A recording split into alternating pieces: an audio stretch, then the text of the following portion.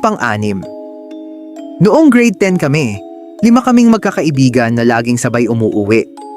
Isang gabi, inabot kami ng ulan kaya nagpasya kaming dumaan sa lumang tulay na halos wala nang dumaraan.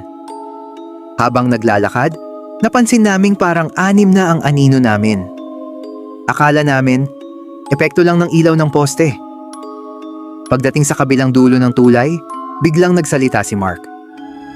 Sandali, hindi ba 5 lang tayo? Napatingin kami sa isa't isa. 5 nga kami.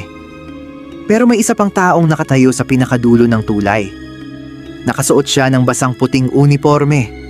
Nakatungo lang, wala kaming kilala roon. Tumakbo kami pa uwi. Kinabukasan, ikinwento namin yun sa barangay.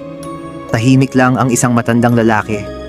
Pagkatapos ay sinabi niya, may estudyanteng nalunod dyan 10 taon na ang nakalipas. Tuwing umuulan, naghahanap siya ng makakasabay pa uwi. Kinilabutan kami. Pag-uwi ko, binuksan ko ang cellphone ko para tingnan ang litrato naming 5 bago kami umalis. Hindi 5 ang nasa larawan, 6 kami. At ang nasa pinakalikod, nakangiti. Hindi namin siya nakita noong kinuhanan ng litrato.